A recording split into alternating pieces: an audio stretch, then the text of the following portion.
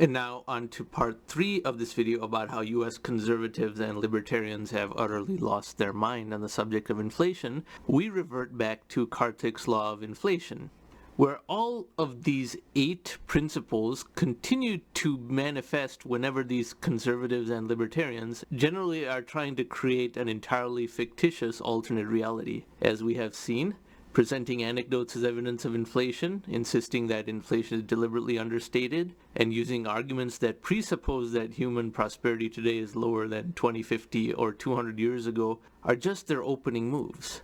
And it is truly insane how desperate they are to believe something that is not true so that they can play the victim. And as a result, US conservatism and libertarianism seems to be inundated with a victim mentality, nihilism mindset, which is exactly what made the left unappealing in the first place. Now the right has become entirely victim mentality, pessimistic, nihilistic. Here's the thing, because these are all circular logic points, and there are groups of people who just want to repeat these things back to each other, there's no end to the use of these points.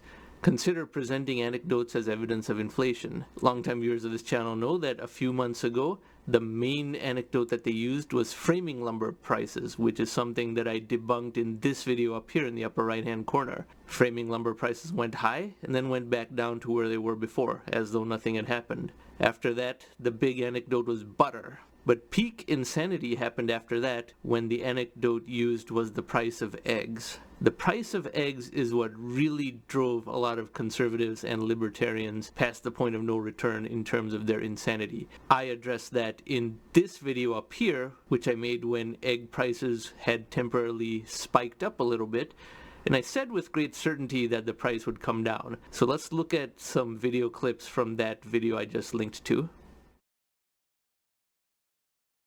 This is the average price of eggs, grade A, large, cost per dozen in US city average from the Federal Reserve, going back to 1980, so 43 years. Look at how it was flat for 20 years, then it started to rise.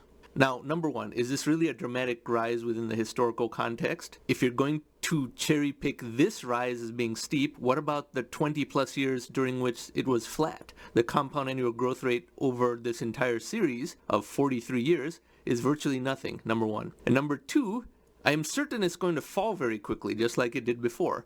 But even so, how many eggs are you really eating? If a dozen eggs costs $4.25 now, are you really eating more than 4 eggs a day? Even 4 eggs a day is a lot. That's 28 eggs per week. Unless you are a bodybuilder or a sumo wrestler who is also on a tight budget, I cannot see eggs being a significant percentage of your income. And if eggs became cheaper, would you really eat much more of them? Let's say eggs fell back to the 2020 or 21 price. Are you going to eat omelets much more often? At one time it seemed that conservatives formed their opinions based on verifiable data, and that it was the leftists that were more emotional about using anecdotes to push a narrative. But conservatives have now devolved to the same anti-intellectual culture. I mean, there are actually people losing sleep about the price of eggs because of this rise here, which is not unusual considering the entirety of this series. They're losing sleep over this. This is funny. This is actually funny. Now, if you go to a conservative website like Instapundit, you see how anti-intellectual a formerly intelligent website has become. This is Instapundit, and I just have done a search for eggs. One word, eggs. How Colorado's cage-free egg law could impact prices. Why are eggs so freaking expensive by Ed Driscoll. This is a multi-blogger website, remember, so it's not just one person who is obsessed with eggs. This is ridiculous. Eggs now hottest item to be smuggled from the US to Mexico. I highly doubt that's being done in volume.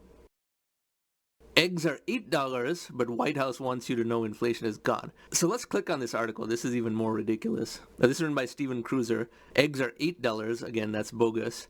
But he wants you to make that into a partisan thing. And you can read all this. It's crazy how, oh, eggs are gone and now we're not going to ever have omelets anymore and so forth. It's beneath the dignity of the intelligent viewers of this channel to even rebut this line by line. But the point is, how can they be hysterical about something so anecdotal that cannot possibly be a significant portion of your expenditures? If you really want to look at inflation, that is one of the main themes of this channel. The thing to look at is the Goldman Sachs Commodity Index, which over 10 years has been in deflation, but even over 3 years, You can see commodities had a brief peak and have been falling for quite some time. So rather than being happy that oil prices are falling and natural gas prices are plunging, these Republican conservatives are screaming about the price of eggs.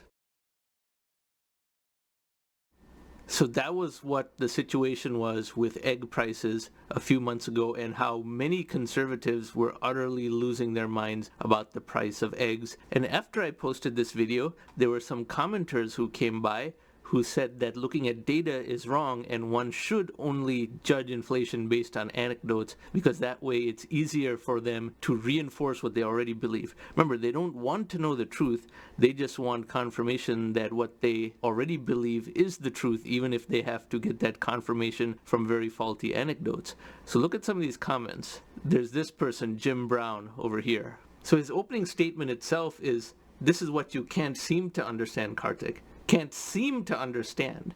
That's his opening sentence. The index doesn't matter. And then he goes on this long screed about how you should not look at an index because he doesn't understand what an index is. He said, you have to judge inflation by anecdote because why? Everybody eats eggs. And I say, well, eggs are just not a very high percentage of people's expenses, and they're about to fall in price very quickly. He just couldn't comprehend that. His entire rebuttal was to repeat that. Don't you know that everybody eats eggs?